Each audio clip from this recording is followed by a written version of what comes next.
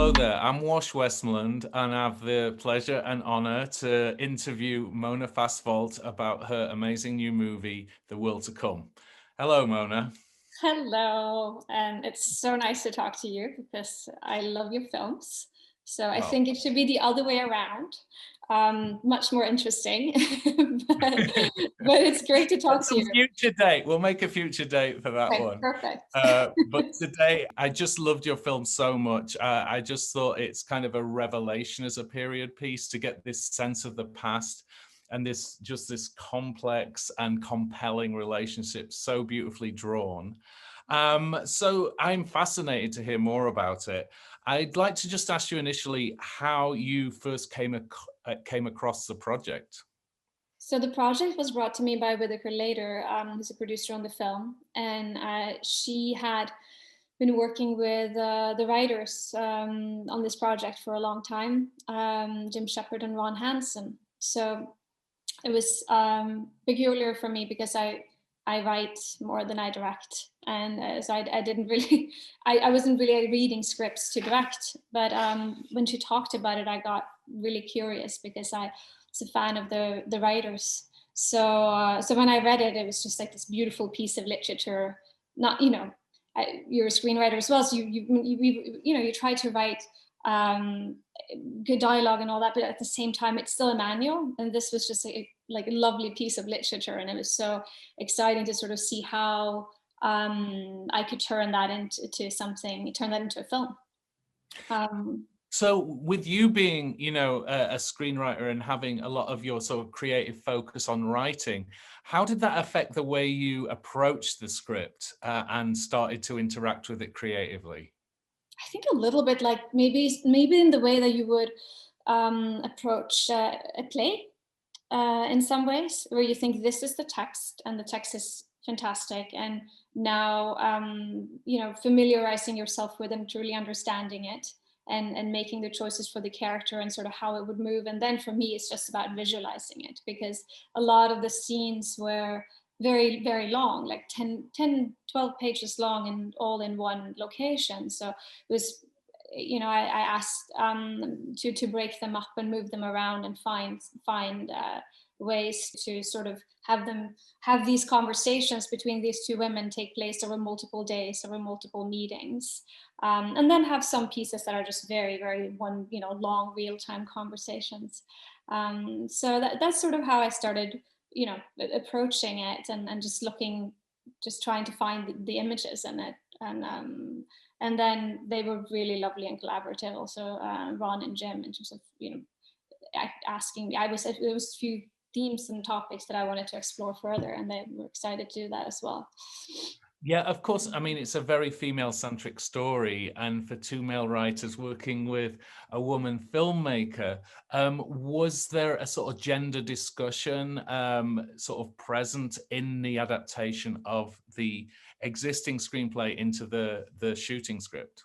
I think that what I think is interesting about the sort of odd couple that is me and these two older gentlemen is that they are from a different generation. So I think their perspective on relationship and friendship is perhaps different than mine, and I enjoy that. I enjoyed that perspective that they had on something like that, and I thought also. And then, yes, I think that, it's hard to say. It's like this kind of thing where you're like, oh, I don't know what, you're telling the stories you tell. And it doesn't really, like, I wouldn't, you wouldn't know how you would approach it differently were you from a different background or gender, or, whoever you prefer to be with romantically, or, it's so hard to say. You're just trying to tell a story, right? It's interesting, though, that you say that there was a sort of generational difference in approach to the relationships, because what I found was a very authentic feel of a 19th century, very sort of forbidden and sort of inarticulate relationship that was just beautifully done. How did you approach that sort of sense of constructing a different framework to think about relations? Well, at first I thought about what I thought about in terms of I guess maybe female friendships and love stories, and sort of I looked at in my own life and so, and I thought these conversations that last for days, for years, for lifetimes, these endless conversations that you have through chores, through caring for children, that just never ends, where you catch up exactly where you left. And I thought that is something that's timeless to me. And I just really, and I thought that was something that was really exciting about this, but something that they had captured that I thought was, yes, this is very specific for the period, because there's nothing else to distract you. There's nothing else to entertain you with, except for maybe the few books that you possess or that you might buy like once or twice a year. So really, these conversations is all they have. And then to think about them afterwards, have the conversations and then think about them. Yeah, because I mean, the language was so beautifully used, and there was this surface to the conversation, and then there was so much going on beneath the conversation. And there's a tremendous amount of access to the character through voiceover in the film. And it reminded me of films like Badlands and Days of Heaven, where the voiceover is such an integral part of the film's structure. But was having that amount of voiceover a challenge for you in approaching this film? It is, but was also like really exciting and very fun, because it's like people say voiceover is for a lazy filmmaker, right? It's like dream sequences and voiceover is a big no. You're not supposed to do it, really. Yeah, Which is I why love both, but I yeah. love both too. I think it's really fun. Anything is allowed if it's done well, and of course, people will judge whether or not that's true in this film. But I think it's really exciting to do, to use all the tools in the toolbox. And I thought, okay, it's wonderful. Let's just have so much of it. But let it be. But how do we internalize it? Because it's not someone telling us what's about to happen. It's not someone telling us the story or commenting on the story. It is supposed to be really internalized, so it has to be woven into the material of the film. So it was a long process with Catherine, working on. We started recording the voiceover before we started shooting. And then I was working with my composer before we started shooting as well, with those voiceover pieces as well, and sort of playing with them together. The idea was that it was going to be sort of almost like ASMR, like really kind of hypnotic, and at times play a little bit with spoken word, and at times play with the sound design in a way. So that was that's what we worked on, trying to achieve that. So we would also really make room for it while shooting, like trying to commit to where those pieces were going to go as we were shooting, not just like smack it on top afterwards. That is such a smart idea, rather than sort of seeing the voiceover traditionally as something that's done in the sound mix, to actually record it before you started. Is that the voiceover that ended up in the film, or did you use it as like a guide rail? I mean, I was so attached to some of the scratch tracks, and my sound designer Leslie Chasty kept saying, "Oh no, you can why did you pre-record it? You're going to be so attached to it, and it's going to be horrible quality."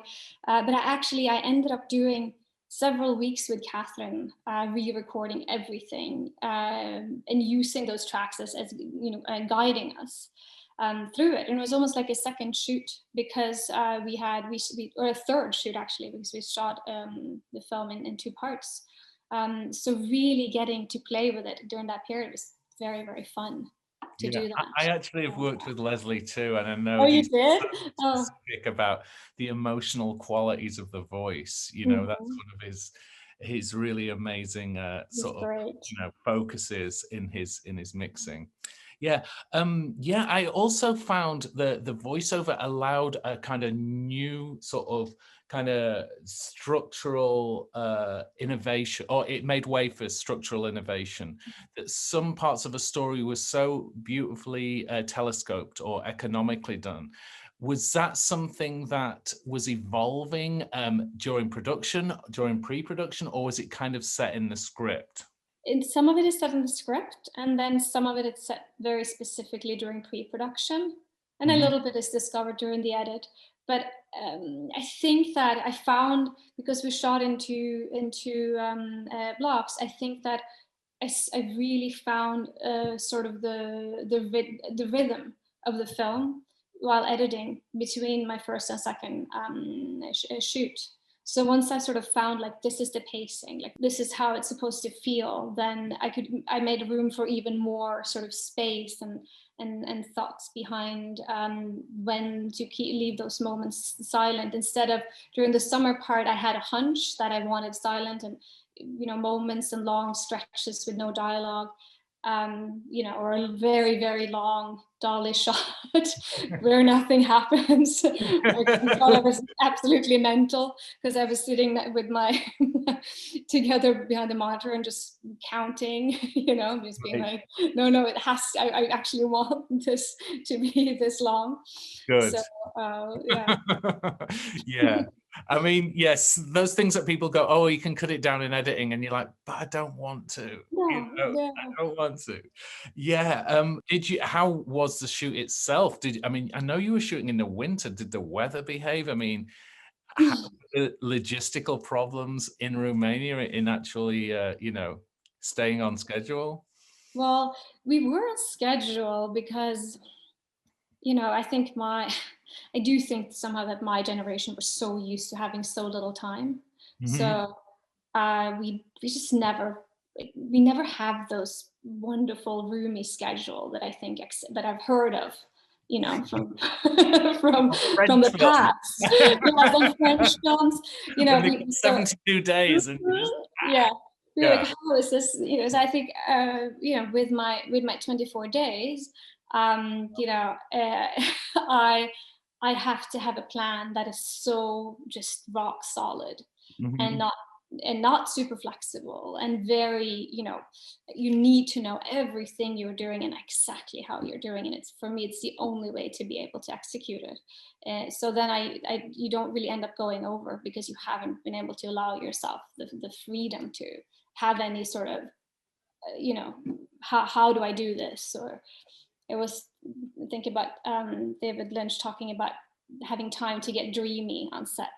And it's like this thing that I think that we just don't get to experience that. I wonder what that's like to be like, go on set and then rethink something. I mean, you have to rethink quickly if it doesn't work, but mostly you just have to kind of really stick to what you set out to do. But yes, it was very cold and it was very muddy and it was very rainy at times and very hot and very sunny during the summer section.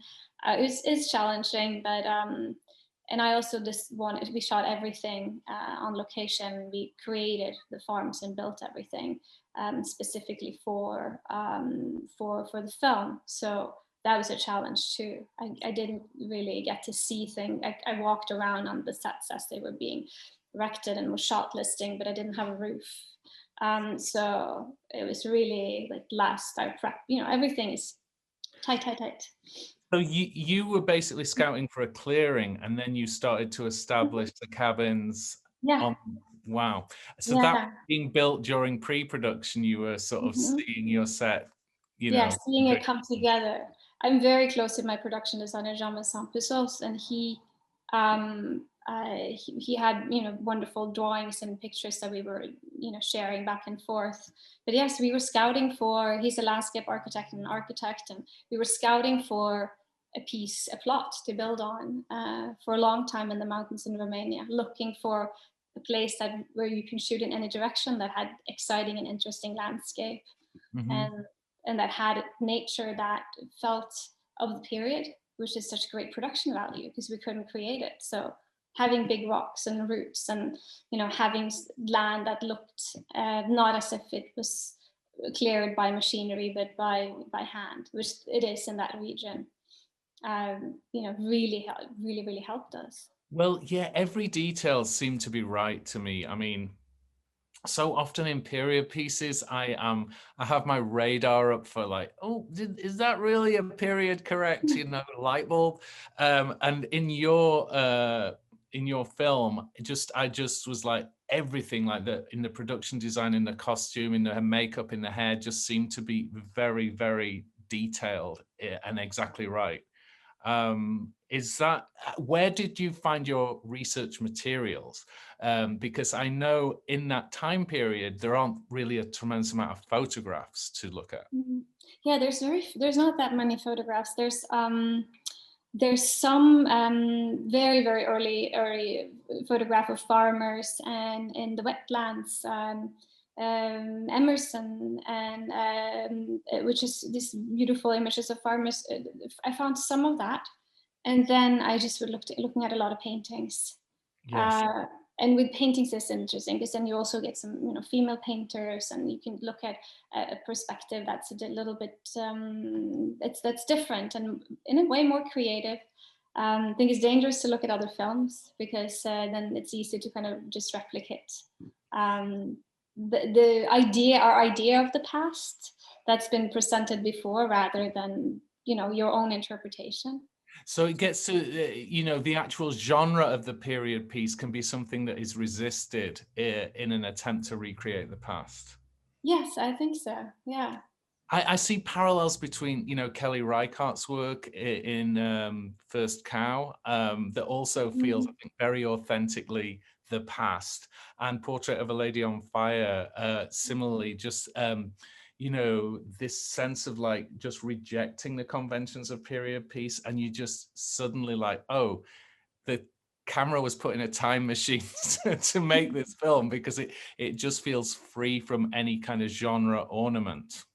Well, that's a lovely thing to say. No, I mean, we really, I love research, and the authors as well are just, they're amazing detectives of the past, and they have so much material as well, and reading lists that they would send me, and I would ask them, what is this you're describing here? I've never heard of this. What is this? And they're like, oh, this is a giant leather sack that's hung from the ceiling outside, and these wonderful things that they had, found in some ledger or some piece of writing. So that was really exciting to then try and recreate all these details. But that's why we were, because of our budget restraints, and also because of it was important to choose the really every part of the aesthetics of the film for me.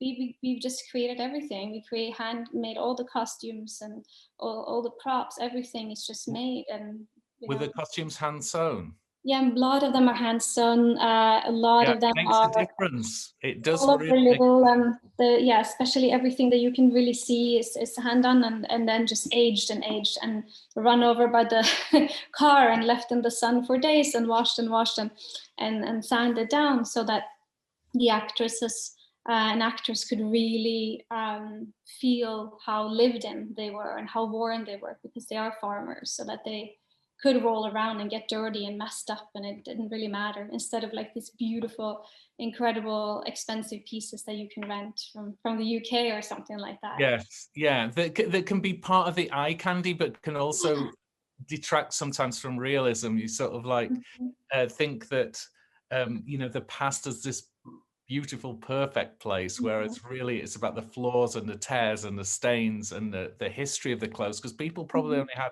of that sort of economic lifestyle, only probably had like 2 shirts or like 2 pairs of socks, or it's like, and so the clothes get to have so much history to them, which it really must have been great for your actors. And the cast, I thought, was absolutely tremendous in your film, with Vanessa Kirby and Catherine Waterston, Chris Abbott and Casey Affleck, both so strong in support. Can you talk about your casting process and what it was about these particular actors that really connected to you? Well, Catherine is who I thought of immediately upon reading the script and starting to work on it. I heard her voice, and I could really see her in the role, because she has this subtlety, which I really like, where you feel like she is keeping a secret, and you're curious about her. I always felt that about any performance she's given. And I thought that was essential for Abigail. At the same time, she has a lot of strength and authority, and she was described in the script as an asset to Dyer, and I thought how interesting in a way. Like, I also saw her like, I think she needs to be at eye level, if not above him, So she's a little bit taller than him, and I like that as well, that she was just this, you know, equal partner in running this farm. And the same with Vanessa too. She has this strength and authority to her that I really felt. I wanted these two women to just feel like they could walk into a room and command it. And that was part of the attraction between the two of them, was that they were both had that sort of presence, as well as the intellectual and, you know, sexual connection later on. But Vanessa that really sort of, projected this inner power in yeah. her character, this Mhm. sort of old soul confidence in who she was, and then that became a sort of huge asset in navigating the, you know, the secrecy or the social restrictions around their liaison. Yeah, I think that if, you know, Vanessa's energy, which is really, she's got a great sense of humor, and she has this really strong sort of playful, fun side to her as well. And I thought we need that. If not, this relationship would never progress. So we need a character and an actor who has that sort of temperament as well. So, and then I really wanted the men to sort of play against the stereotypical sort of ideas of supporting men or husbands in these kinds of stories. I thought Casey would play the role beautifully, because he has this natural just tenderness and sensitivity that he brings to the roles that he plays. And I thought Dyer having that, even though he, you know, he is who he is because of the time that he lives in, I still thought that tenderness and that wish to understand, and which, you know, makes him in the end, or, you know, as the story progresses, kind of redeem himself in some ways. I thought that was important. It's just so uninteresting if these characters just become villains. It's not fun. It's not exciting for the. It's not, you know, the women doesn't deserve that story either. They deserve to have complex, you know, relationships that they have to navigate in order to find each other. You root for them more because of that as well, I think.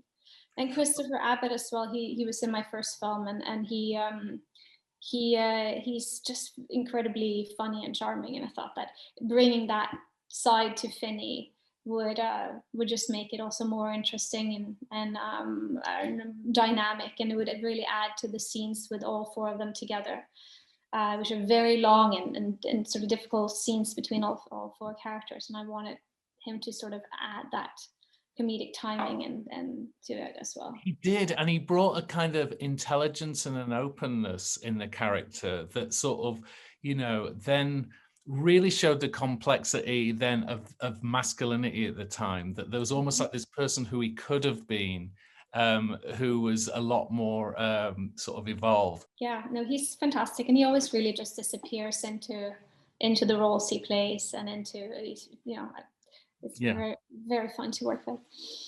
Do you consider this a queer film?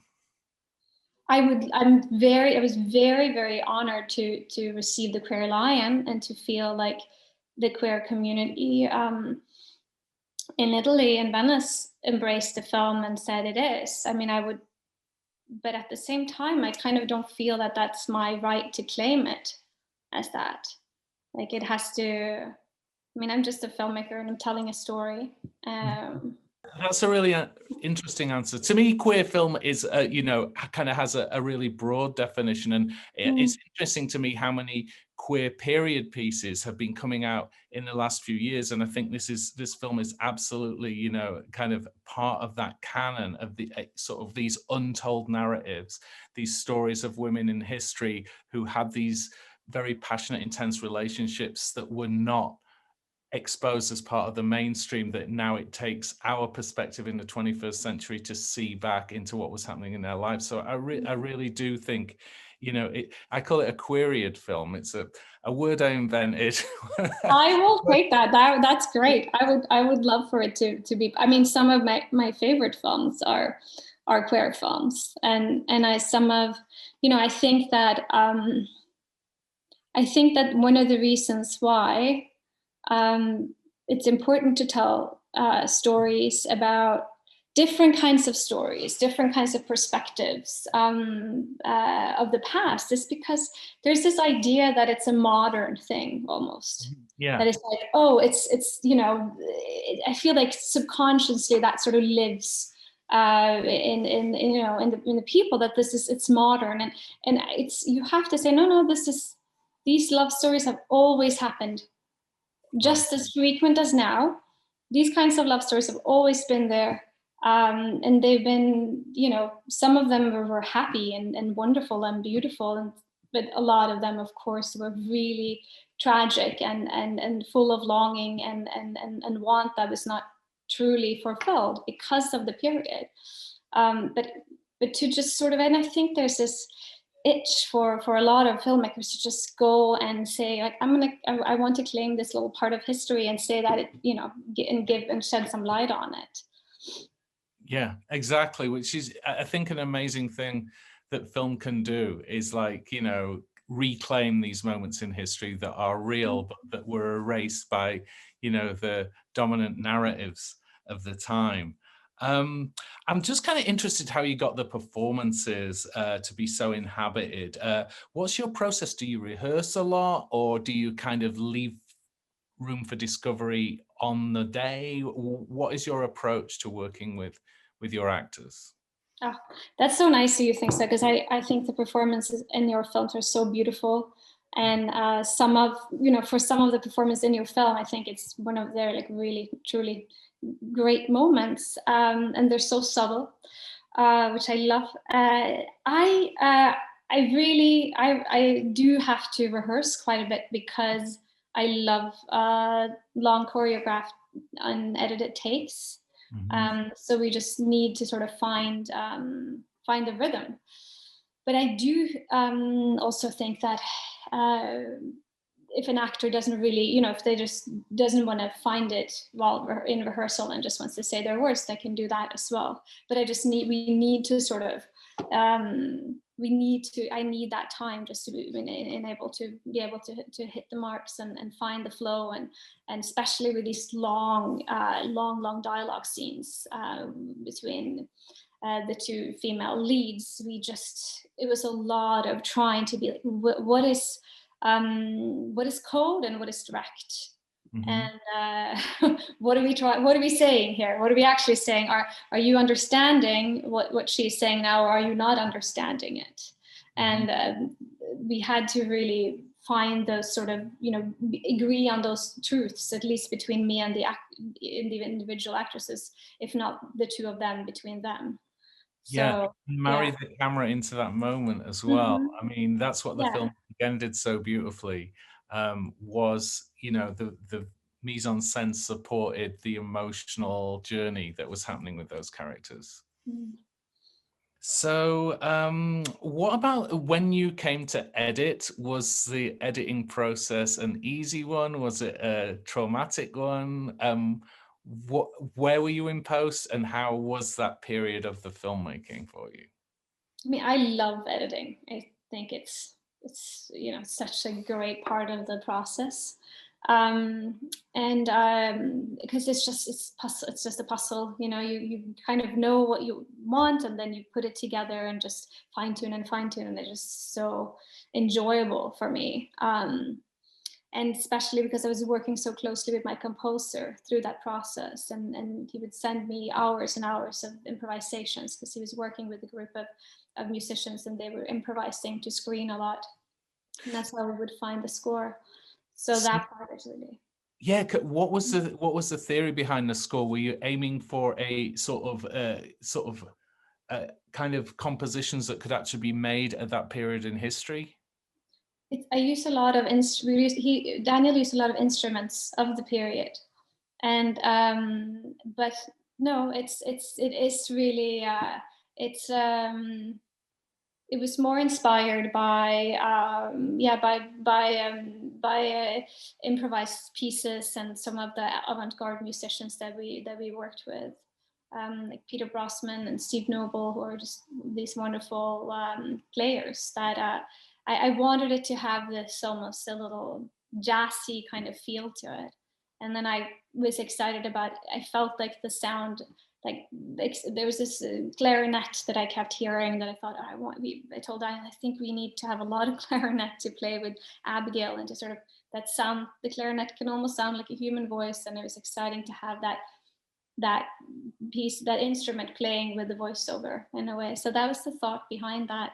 And then just play with the moments that could be really romantic and indulgent, and sort of have you lean in, and then have these other moments that would be jarring and unsettling almost in a way.